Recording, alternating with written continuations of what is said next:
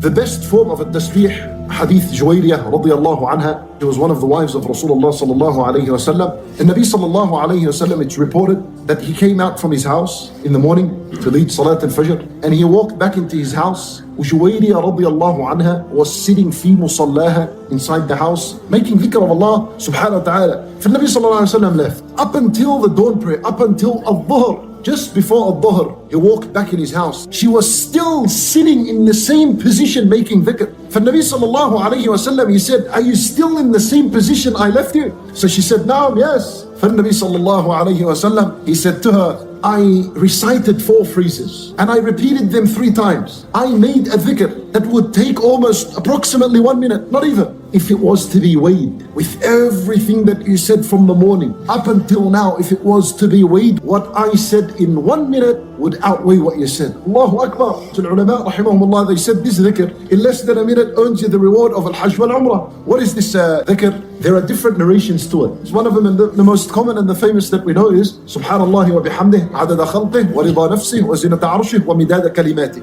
What's the sahih and the absolute authentic bi'idhnillah, found in Sahih Muslim, Subhanallah wa bihamdihi adada khalqih, Subhanallah rida nafsih, Subhanallah zinata arshih, Subhanallah midada kalimatih. Repeating the word Subhanallah before every phrase. What kind of dhikr is this? 3 times repeated. Any time during the day or the morning. Subhanallah wa bihamdihi adada khalqih. You're saying Subhanallah wa bihamdihi equal to the creation of Allah. Allah already from the very beginning, Allahu Akbar. What kind of tasbih is that? Equal to the creation of Allah. Yani this includes even the grain of sand, and it includes all the creation of mankind, from Adam alayhi salam up until the last person that lives. Adada khalqih, meaning you're saying it for every single creation of Allah. How much is this? Allahu Akbar. Something that you, unlimited number, infinite, you'll never be able to calculate. And it just gets better. Subhanallah, rida nafsih, meaning I make tasbih in the amount that earns me your pleasure. You've already began and you're saying, oh Allah, I make tasbih in the amount of what you have created.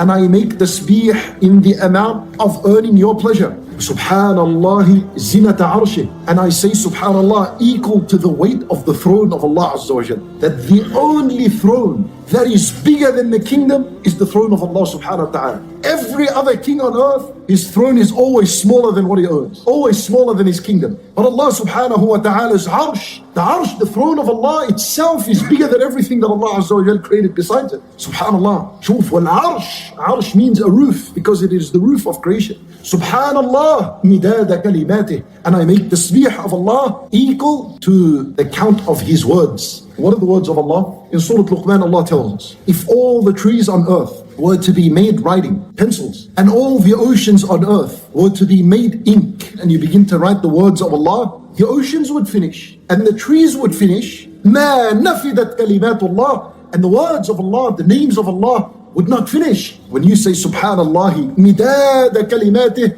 you're making tasbih to something that you won't even be able to write during your entire life if you were to write 24/7 and have no break. Allahu Akbar. And all of this in this one special dhikr.